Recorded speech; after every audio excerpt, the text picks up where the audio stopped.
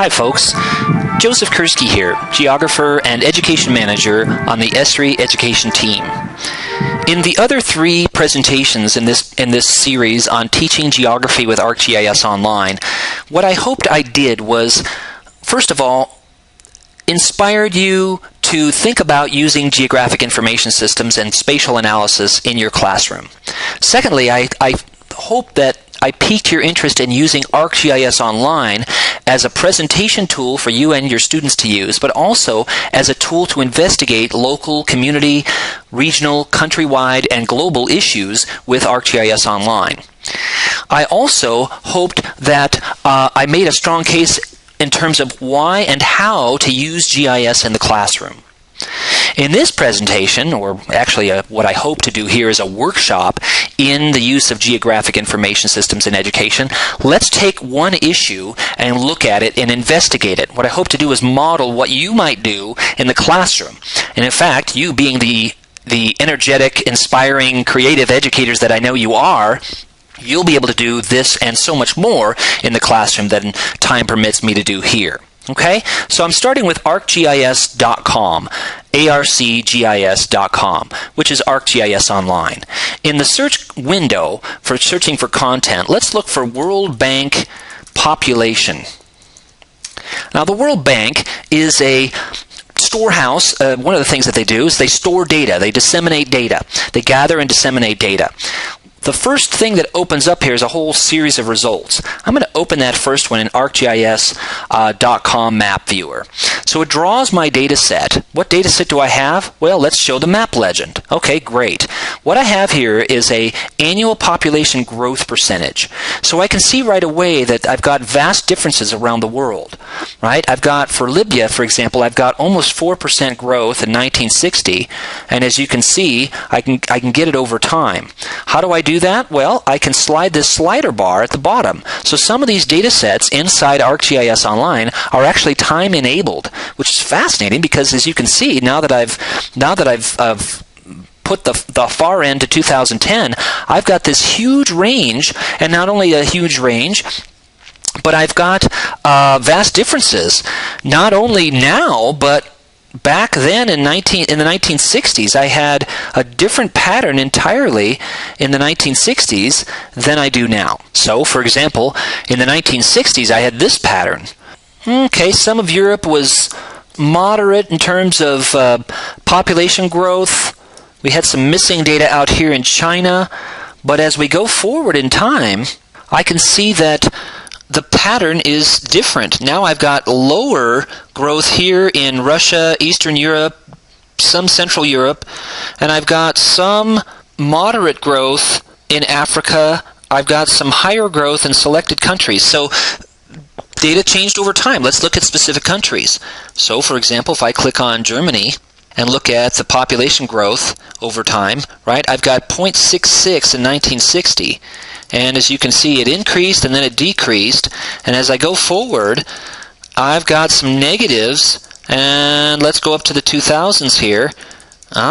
So 2010 and 2010 is not available right now in this data set, but 2009, growth percentage negative. Why? What are the factors that go into increasing or decreasing population growth in a country, in a region of a country, and so on? Let's take a look at Brazil. So this is the I part of GIS. When we pop up a data table, that's the information behind the G. So Brazil 2s and 3s through the 1970s and 1980s. As we scroll forward, we're getting into the 1s now. So decreasing, but still historically higher. Less so now, less than 1% a year, but still higher than Germany. Okay, so why is that? Well, interesting. It's got to have something to do with birth rate, right? So if we look at the individual layers here, as you can see, I have more than just one layer. I don't just have population growth. I've got, for example, females, males. I've got population percent over 64, and so on. What I've got here is something that will allow me to test my hypothesis. If my population growth is lower, then I would say that the birth rate is lower, correct? If the population growth is higher, then the birth rate should be higher. So let's just test out my hypothesis by clicking on annual births per thousand. Okay, in certain places that bears true. Does it bear true everywhere around the world? So once again, I've got a whole time sequence of data that I can look at. Fascinating. So I can see that the birth rate in a place like Niger is in the 50s per thousand. Fairly steady. But what about Germany? We looked at that earlier in terms of the population growth. It was 17s, it was in the 16s, it was never 50-some as in Niger. So again, what are the reasons for that?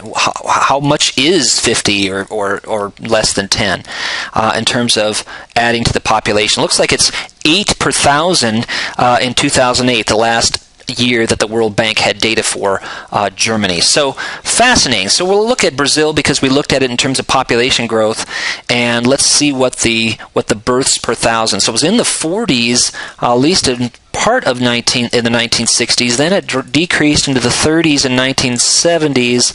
Let's scroll up to the 1980s. It was in the 20s, and in the 2000s it got below 20, and it looks like the last year it was available, which was 2008, was 16. So, okay, what's the relationship of birth rate to something like life expectancy and population growth? Well, let's look at life expectancy here.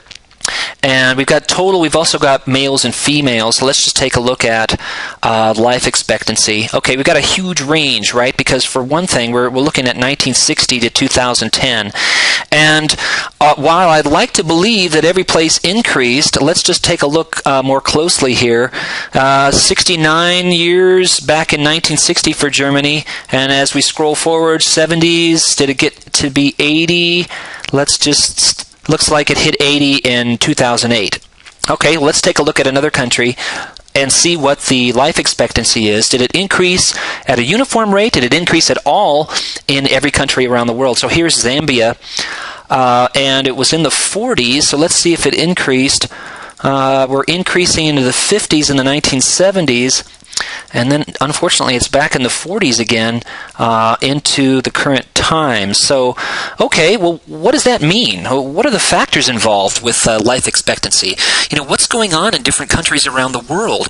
You know, what brings down the life expectancy? And there's a whole host of factors you can talk about and investigate, right? And these are pretty grim topics, but they have to do with disease, genocide, human health, sanitation, and education. Lots of other things that go into various factors, including these variables that we're looking at right now. So, okay, with just a few clicks, we were able to ask a geographic question, start investigating some data, and using ArcGIS Online as the tool to foster our investigation. I think that this tool is really quite versatile.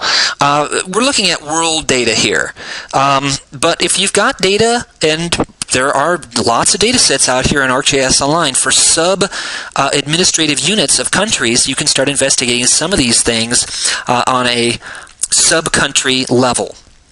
You could also do this for points, for example, cities and city growth.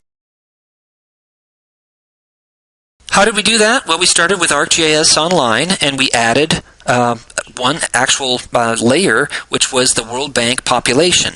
It turned out to be about 8 or 9 different variables inside that layer. And what's more, you can save this map, you can share this map with other people, or you can just go out on ArcGIS Online and pull it back up. No software required, you're working with a web browser, and you can ask a series of questions, really dig into inquiry and investigating real-world issues. Thanks!